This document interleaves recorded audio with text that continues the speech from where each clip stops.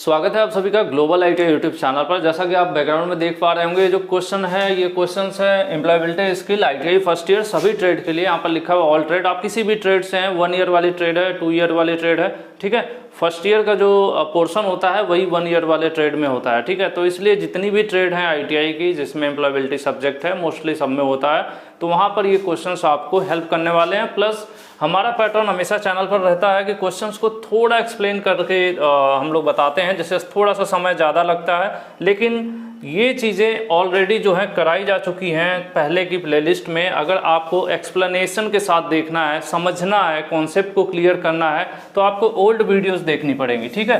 Playlist में आप जाइए, प्लेलिस्ट दोनों बनी हुई है फर्स्ट ईयर और सेकेंड ईयर की, ठीक है। तो अगर आप सेकेंड ईयर कैंडिडेट हैं तो सेकेंड ईयर की प्लेलिस्ट से आप अपनी पढ़ाई कर सकते हैं, एम्प्लॉयबिलिटी स्किल सेकेंड ईयर। और अगर आप फर्स्ट ईयर के हैं तो एम्प्लॉयबिलिटी स्किल फर्स्ट ईयर की जो प्लेलिस्ट है उसमें आपको एमसीक्यूज मिलेंगे पार्ट वाइज, उसके साथ ही चैप्टर वाइज भी एमसीक्यूज मिलेंगे। हालांकि ये वीडियोज ओल्ड हैं बट सिलेबस में बहुत माइनर चेंजेस होते रहते हैं, जो टॉपिक्स हैं वही रहते हैं, इसलिए वही वीडियोज अगर आप देखते हो तो कॉन्सेप्ट आपके क्लियर होंगे। बाकी ये जो मैं सीरीज शुरू कर रहा हूँ तो इसमें क्या होगा, क्वेश्चन में शॉर्ट रखूंगा एक्सप्लेनेशन, जैसे कम से कम एक्सप्लेन करना पड़े, जिससे ज़्यादा से ज़्यादा क्वेश्चंस कवर हो पाए कम से कम समय में, ठीक है। तो इस प्रकार से हम लोग थोड़ा फास्ट करने की कोशिश करेंगे और शुरू करते हैं ये वीडियो आज की पहली। और उससे पहले मैं बता दूं पीडीएफ और टेस्ट वगैरह आपको ग्लोबल आईटीआई की वेबसाइट पर फ्री ऑफ कॉस्ट अवेलेबल है, आप वहां से प्रैक्टिस कर सकते हैं www.globaliti.org, ठीक है। चलिए शुरू करते हैं क्वेश्चन। सबसे पहला क्वेश्चन है आपके सामने, रिज्यूमे शुड बी, एक बायोडाटा, एक रिज्यूम कैसा होना चाहिए। आपको पता है कि एक बायोडाटा क्या होता है, सिंपल से सिंपल होना चाहिए, एक पेज में होना चाहिए, जिससे कहते हैं ना कि मतलब थोड़ा हो लिखा हुआ, ज़्यादा उसमें चीज़ें हों, ठीक है। मतलब चीज़ें ज़्यादा हो, ज़्यादा जानकारी हो, इन्फॉर्मेशन ज़्यादा हो, लेकिन लाइंस कम हो, है ना। तो वही चीज़ है यहाँ पर आपको देखना पड़ेगा कि शॉर्ट हो, प्रिसाइज हो। मेरे ख्याल से सबसे पहला ऑप्शन आपका सामने जो है वही सही होगा। यहाँ पर लिखा शॉर्ट एंड प्रिसाइज, मतलब कम हो। ऐसा नहीं हो कि 10 पेज का आपने बायोडाटा किसी को भेज दिया और एक लड़के का 10 पेज का बायोडाटा होगा ना, तो 100 बच्चों का पढ़ने में तो जो एचआर वगैरह होंगे उनकी हालत खराब हो जाएगी। इसलिए कम से कम होना चाहिए, लेकिन मैक्सिमम उसमें तो होना चाहिए, जैसे आपकी इन्फॉर्मेशन, पर्सनल, एजुकेशनल एक्सपीरियंस सब कुछ होना चाहिए। तो इसीलिए लिखा हुआ है शॉर्ट एंड प्रिसाइज, ठीक है। तो इसका जो आंसर है आपके सामने होगा। और एक और चीज़ मैं बता दूं कि बहुत से बच्चे मैक्सिमम कमेंट करते हैं, सर एम्प्लॉयबिलिटी का जो पेपर है वो कैसा होगा।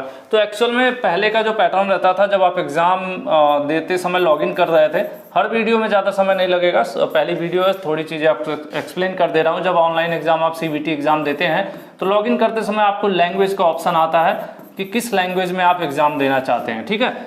अगर आप कुछ जगहों पे आप स्टेट वाइज बहुत सी चीज़ें वेरी करती हैं।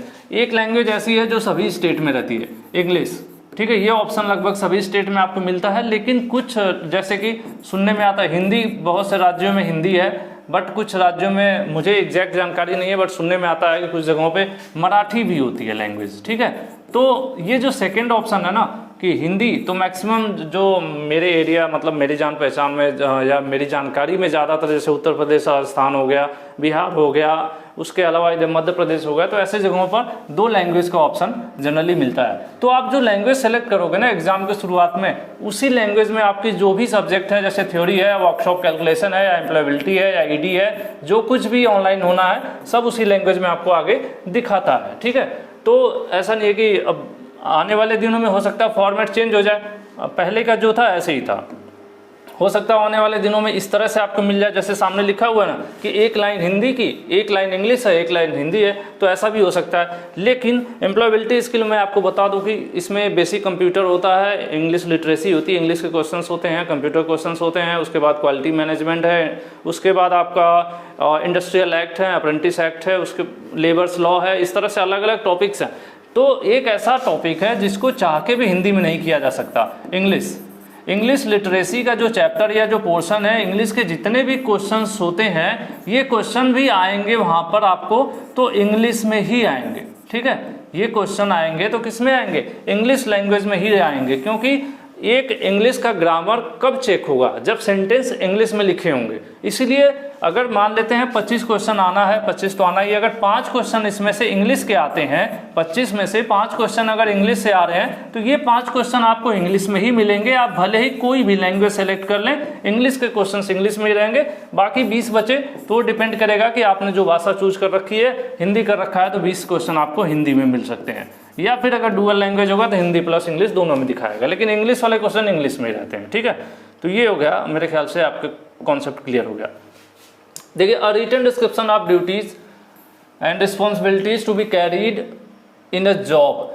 लिखा हुआ है कि अगर एक नौकरी आपको मिलती है और उससे रिलेटेड एक आपको डिस्क्रिप्शन मिल जाता है, एक पेज मिल जाता है, इसमें लिखा रहता है कि इस नौकरी में आपको क्या क्या करना है, क्या जिम्मेदारियां हैं आपकी। ठीक है, ये एक डिस्क्रिप्शन है, लिखा हुआ है, एक लेटर है, एक पेज है जिसपे आपको लिखा रहता है कि आपको ड्यूटीज क्या क्या हैं और क्या क्या जिम्मेदारियां हैं इस नौकरी में। तो उसको क्या कहेंगे? तो उसको हम लोग कहेंगे जॉब डिस्क्रिप्शन। ठीक है, जॉब डिस्क्रिप्शन, क्योंकि बायोडाटा, सीवी को ही बायोडाटा, रिज्यूमे, ये सब एक ही चीज़ होती हैं, और एप्लीकेशन जो आप फॉर्म भरते हैं तो इनसे नहीं मतलब है। नौकरी लगने के बाद आपको एक डिस्क्रिप्शन, एक पेज दे दिया जाता है, उसमें कहता है कि उसमें लिखा रहता है कि आपकी ये नौकरी है, इसमें आपकी ये जिम्मेदारियां हैं, आपको ये इतना ये काम करना है, ये इतने लोगों को मैनेज करना है, ये प्लांट देखना है, इस प्लांट में ये सारी जिम्मेदारियां आपकी हैं, वो सब लिखा रहेगा। तो उसको क्या कहेंगे? उसको कहेंगे जॉब डिस्क्रिप्शन या नौकरी का विवरण। ठीक है, नेक्स्ट चलते हैं। नेक्स्ट क्वेश्चन है written description of duties and responsibilities. Same question है, इसका आंसर आपको देना है। ऑप्शन बदल गए हैं, कई बार ऐसा हो जाता है, ऑप्शन ऊपर नीचे हैं, तो इसका आंसर आप लोग कमेंट में दीजिएगा कि क्या आंसर सही होगा। ABCD आंसर मत दीजिएगा, यहाँ पे जो लिखा है ना, CV, resume, job description, job application, तो ये जो लिखा है ये शब्द आप आंसर में लिख के टाइप करिएगा। ठीक है, कमेंट में आप आंसर बताएंगे। नेक्स्ट चलते हैं। After receiving interview call what is the next step. अगर आपको इंटरव्यू के लिए कॉल आ जाती है तो उसके बाद आपको क्या करना चाहिए? ठीक है, ये क्वेश्चन पूछ रहा है। और दूसरी चीज मैं बता दूं कि क्वेश्चन को समझना बहुत जरूरी होता है। सिर्फ अगर आपको ABCD देखना है कि पहले का ए, दूसरे के बी, तीसरे के सी, तब तो आप कोई भी PDF डाउनलोड कर लीजिए, कोई भी बुक देख लीजिए, वहां पे ढेर सारे आंसर आपको दिख जाएंगे। लेकिन अगर सिंपल सी बात है, रटोगे तो कहीं भी फंस जाओगे। अगर कॉन्सेप्ट थोड़ा बहुत बदला, क्वेश्चन को आंसर बना दिया, आंसर को क्वेश्चन बना दिया, तो क्या होगा? रटने वालों का पूरा मैटर फेल हो जाएगा। इसीलिए अगर आप समझे रहोगे तो सेम क्वेश्चन आ गया तो 100 में से 100 कर लोगे, लेकिन सेम नहीं आया, थोड़ा बहुत बदलाव हो गया तो इतना तो कर ही लोगे कि 50 से 60 नंबर पा जाओ, मतलब पास होने की टेंशन नहीं रहेगी। इसलिए समझना बहुत ज़्यादा जरूरी होता है, रटने वाला काम सही नहीं होता मेरे हिसाब से। बाकी आपका अपना कॉन्सेप्ट। तो ये कह रहे हैं आपको अगर इंटरव्यू की कॉल आती है तो आप क्या करोगे, उसके बाद आप क्या करोगे? ठीक है, अब उसके बाद हम एप्लीकेशन वगैरह तो नहीं भेजेंगे, ना ही बायोडाटा भेजेंगे, तैयार करेंगे। हम क्या करेंगे? इंटरव्यू के लिए जाएंगे। ठीक है, क्यों? क्योंकि हमें क्या आया है? इंटरव्यू के लिए कॉल आया है। हमें बोला गया है इंटरव्यू फलाने डेट में आपको 10 तारीख को जो है 10 दिसंबर को आपको इंटरव्यू में आना है। तो आप क्या करोगे? तो उसको एप्लीकेशन थोड़ी भेजोगे कि हाँ मेरे, वो बुलाएगा आपको इंटरव्यू में और उसको एप्लीकेशन भेजोगे, ऐसा होगा नहीं। ना ही आप बायोडाटा भेजे रहे होगे पहले, अब थोड़ी बायोडाटा तैयार करोगे। बायोडाटा आपने पहले भेजा था, इसीलिए आपको इंटरव्यू कॉल आई। तो आप क्या करोगे? आप जाओगे इंटरव्यू अटेंड करने। ठीक है, इसलिए यहाँ पर आपका आंसर C सही हो जाएगा। नेक्स्ट देखते हैं, ना चाहते हुए मैं एक्सप्लेन कर दे रहा हूं। Choose the suitable. यहाँ पे एक शब्द है जिसको आप, ये जो सेंटेंस लिखा हुआ है कि एनिमल डू यू लाइक, कौन सा एनिमल आप पसंद करते हो। ठीक है, तो ये सेंटेंस बन रहा है, एक्चुअली मैंने बोल ही दिया हिंदी में उसको। तो कौन सा मतलब, ये वेयर मतलब कहाँ होता है, वेन मतलब कब होता है, वाई मतलब क्यों होता है, कौन मतलब विच। यहाँ पर आपका जो सेंटेंस में सेट होगा विच एनिमल मतलब कौन सा एनिमल आप पसंद करते हो, आंसर ए सही होगा। नेक्स्ट देखते हैं। Choose the correct punctuation mark after the word Rohan in the given sentence. Rohan के बाद कह रहे हैं पंक्चुएशन मार्क कौन सा इसमें से आप यूज करोगे। जैसे कि यहाँ पे कॉमा है, ये आपका जो डैश होता है स्लैश, और ये बीच वाला डैश और जो भी है, इसको पीरियड कह रहे हैं, इसको हाइफेन कह रहे हैं। कॉमा ये थोड़ा सा इंग्लिश वर्ड है, थोड़ा मेरी इंग्लिश जो है थोड़ी वीक है।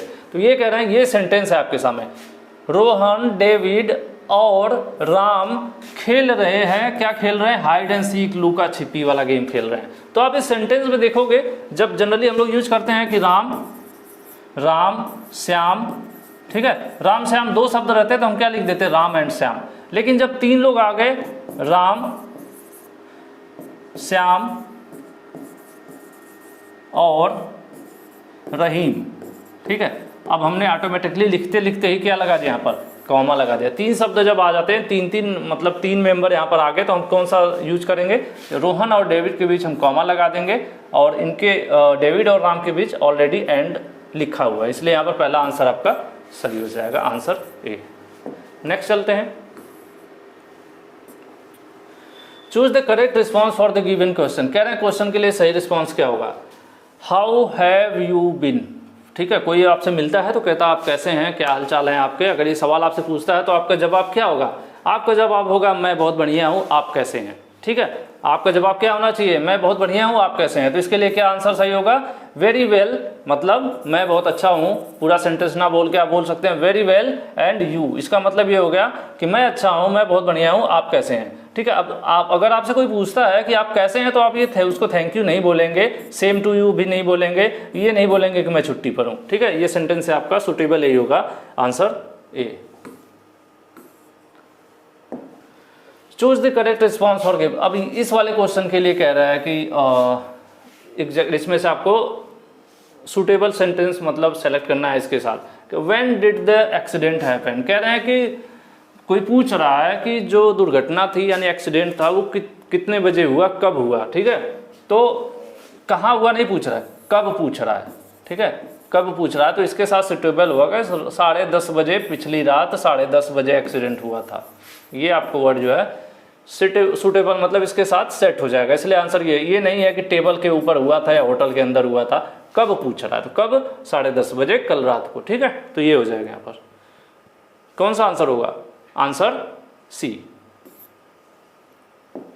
नेक्स्ट चलते हैं, ये सब इंग्लिश के क्वेश्चंस हैं इसलिए टोटल इंग्लिश में ही मैंने यहाँ पर रखा है, इसको अगर हिंदी में ट्रांसलेट कर दूंगा तो ये मीनिंगलेस हो जाएगा। Choose the correct tense of the verb, ये कह रहे हैं कि इसमें वर्ब आपको यूज करना है और उसका प्रॉपर टेंस यूज करना है। तो इसमें लिखा हुआ आई म्यूजिक, मतलब कब, जब मैं बच्चा था, जब मैं छोटा बच्चा था तो बड़ी शरारत करता था, एक गाना होता है। ठीक है, तो यहाँ पे है कि जब मैं छोटा बच्चा था तो मैं म्यूजिक क्या करता था, सीखता था। ठीक है, या सीखा, मतलब अब ये तो पुरानी बात हो गई ना, पास्ट की बात हो गई, तो वर्ब की यहाँ पर कौन सी टेंस लगेगी, लर्नड। ठीक है, सीखा, आई एम लर्निंग मतलब सीख रहा हूँ, लर्न मतलब प्रेजेंट की बात हो जाएगी, ये भविष्य की बात हो जाएगी, तो ऐसा नहीं, लर्न ये जो लर्न का ही सेकेंड फॉर्म है ये वर्ब का। तो यहाँ पर आंसर कौन सा आपका सही हो जाएगा, आंसर डी सही हो जाएगा। ठीक है, यहाँ पर क्या हो जाएगा, ये हो जाएगा सेंटेंस। नेक्स्ट चलते हैं, CV is also, CV, biodata, resume, ये सब एक दूसरे से को रिलेट करते हैं। तो पूछ रहा है कि CV को और किस नाम से जानते हैं, तो इसको हम जानते हैं रिज्यूमे के नाम से, आंसर ए सही होगा। नेक्स्ट चलते हैं, ये सब चीज़ें मैं ऑलरेडी एक्सप्लेन करके पहले की वीडियोज़ में पढ़ा रखा हूँ, जो ओल्ड वीडियोज़ हैं तो आप चाहे देख सकते हैं उनको। करिकुलम विटे, CV की बात कर रहा है, CV is also known as, same चीज़ है। अब इसका आपको आंसर देना है कमेंट में इसको आंसर दीजिएगा। देख रहे हैं क्वेश्चंस, ये आपको आंसर देना है। क्वेश्चंस वही है, ऑप्शन ऊपर नीचे हो गया है, थोड़ा बहुत बदलाव हो जा रहा है। ठीक है, देखिए इसके ऊपर वाला क्या था, curriculum vitae, CV is also known as. ठीक है, यहाँ पर रिज्यूमे ऊपर था, जॉब डिस्क्रिप्शन नीचे था, अब इसमें देखिए सर्कुलर आ गया ऊपर। तो अब इसमें आपको आंसर देना है, कमेंट में आप आंसर कीजिएगा इस आंसर। ठीक है, इस क्वेश्चन का। नेक्स्ट चलते हैं, fill the blanks with the comparative adjective. Adjective लाना है, योर पेंसिल इज, ठीक, मेरे वाली पेंसिल से तुम्हारी पेंसिल, मतलब एक कंपेयर करने की बात कर रहा है। यहाँ पर कंपैरेटिव लिखा हुआ है। दो चीज़ें कभी होता है ना कि यार आपकी बाइक मेरी बाइक से फास्ट है, आपकी कार मेरी बाइक से अच्छी है, होता है ना, तो हम कह सकते हैं ना your car is better than mine, मतलब मेरे वाले से आपकी अच्छी है। तो जब देन ये कंपैरेटिव है तो इसी के आगे लगाना है। अब यहाँ पर देख लीजिए क्या होगा, जैसे बेटर होता है, कोई अच्छी चीज़ है तो क्या होगा, बेटर हो गया, या छोटी है स्मॉलर हो गया, ठीक है, लंबी है टॉलर हो गया। इस तरह से कंपैरेटिव वर्ड में यहाँ पर देखेंगे तो क्या मिलेगा आपको, शार्प, ये सब नहीं मिलेगा, शार्पर हो जाएगा। मतलब आपकी जो पेंसिल है वो मेरी वाली पेंसिल से ज़्यादा तेज है। ठीक है, ये आंसर हो जाएगा आपका 20 का। ठीक है, योर पेंसिल इज, आपकी पेंसिल जो है मेरे पेंसिल से ज़्यादा नुकीली है आप कह सकते हैं, या ज़्यादा तेज है, वही चीज़ है। ठीक है, आंसर बी। नेक्स्ट चलते हैं, फिल द ब्लैंक्स। यहाँ पर भी फ्यूचर टेंस की बात कर रहा है, करेक्ट फ्यूचर टेंस यहाँ पर आपको करना है।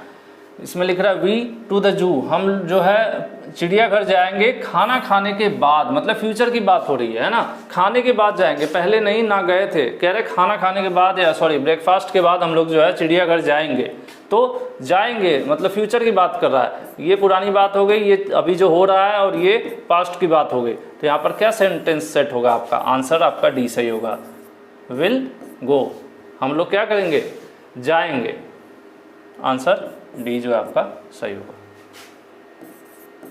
वी विल गो, हम लोग चिड़ियाघर जाएंगे ब्रेकफास्ट के बाद। नेक्स्ट चलते हैं, सेंटेंस कह रहा है, मैं नहीं कह रहा हूँ, कुछ लोग तैयार हो जाएंगे।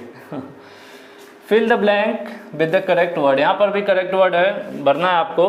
दे मतलब बहुवचन की बात हो गई, ज़्यादा लोग हैं, एक से ज़्यादा, दो से ज़्यादा लोग हो जाते हैं, एक से ज़्यादा लोग हैं, तो वहाँ पे लिखा हुआ कि वो जो हैं दे आर गुड फ्रेंड्स। ठीक है, यहाँ पर सिंपल सा मैंने आंसर ही बता दिया डायरेक्टली कि वो अच्छे दोस्त हैं, एक से ज़्यादा है, आंसर सी। यहाँ पर क्या होगा, they are good friends. Next चलते हैं, fill in the blanks with present progressive. Present progressive की बात कर रहे हैं, द ट्रेन इज क्या होगा, पासिंग थ्रू द टनल, कोई एक टनल है, गुफा है, गुफा के अंदर से ट्रेन पास कर रही है, प्रोग्रेसिव की बात हो रही है, मतलब प्रोग्रेस हो रहा है समझ लीजिए। तो यहाँ पर क्या होगा, पास्ट मतलब तो गुजर गई, हैज पास्ट ये भी गुजर चुकी है, वॉज पासिंग मतलब ये तो पास्ट टेंस की बात हो गई, लेकिन अभी यहाँ पर प्रेजेंट की बात की गई है ना, प्रेजेंट टेंस की बात की गई है, इसलिए यहाँ पर आंसर आपका बी सही होगा, इज पासिंग। ठीक है, ट्रेन इज पासिंग मतलब गुजर रही है अभी, ये कहाँ से, गुफा से। नेक्स्ट चलते हैं, fill in the blanks with proper interrogative adjective. ठीक है, आर यू गोइंग, तुम कहाँ जा रहे हो। ठीक है, ऐसे अगर पूछता है कोई कहाँ जा रहे हो, तुम कहाँ जा रहे हो, तो यहाँ पे कौन सा वर्ड आएगा आप ही बताइए। हु का तो कोई मतलब ही नहीं है, विच का भी मतलब नहीं है, वेयर हो जाएगा, वेयर आर यू गोइंग, आप कहाँ जा रहे हो भाई, ये आंसर आपका सही हो जाएगा, आंसर बी। ये तो बेसिक इंग्लिश है, थोड़ा बहुत ये मैं भी बचपन में पढ़ा था, आप भी पढ़े होंगे 5, 6, 7, 8, 9, 10 वाली क्लासेज में। Fill the blank with the proper pronoun, यहाँ पर प्रोनाउन यूज करना, आई मेड दिस केक, मैंने यह केक बनाया खुद। ठीक है, अगर कोई बोल, यहाँ पर यही सेंटेंस है कि मैंने यह केक खुद बनाया, स्वयं तैयार किया मैंने ये केक। ठीक है, किसी का बर्थडे रहा होगा, तो यहाँ पर क्या होगा, आई मेड है ना, आई मेड है, तो आई के साथ क्या सेट होगा, माई सेल्फ, माई सेल्फ। ठीक है, यहाँ पर आपका आंसर ए सही हो जाएगा कि मैंने यह केक खुद तैयार किया।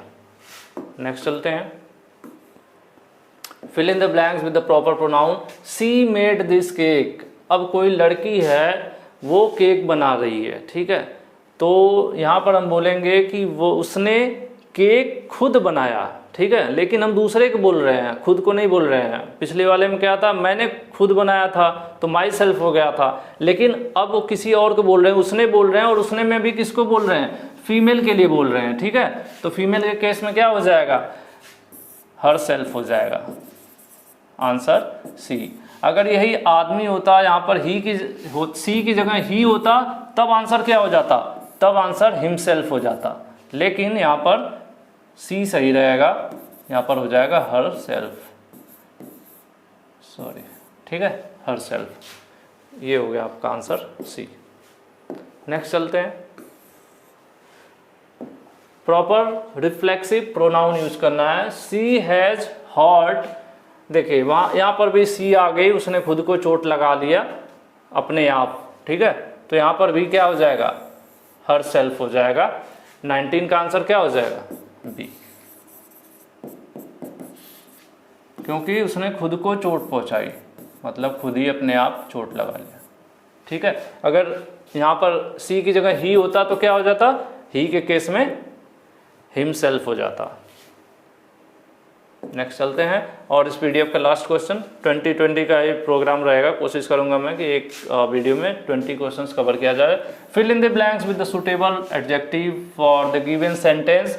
द लिटिल गर्ल, ब्लैंक है यहाँ पर आपको एग्जैक्ट यहाँ से वर्ड उठाना है और वहाँ पर फीड करना है। आइज रिवील्ड हर मिस्चीफ, मतलब होता है ना बच्चे शैतानियाँ करते हैं या कुछ ऐसा, तो वो चीज़ उसके कैसे पता चलेगा? तो ये पता चलेगा इसके, अगर कोई बच्चा है उसकी आंखों में मतलब कुछ ऐसे खुश है और आंखें थोड़ा सा मतलब एक क्या कहते हैं अभी एक तरह से यहाँ पर क्या है ये, मतलब बहुत ज़्यादा इसमें तो मैं एक्सप्लेन नहीं कर सकता। ये मतलब होता है, इसका मतलब होता है कि थोड़ा मोटी आंखें हों, ठीक है। तो यहाँ पर ये और वीकनेस का यहाँ पर कुछ खास नहीं सेट होता है, ये भी नहीं।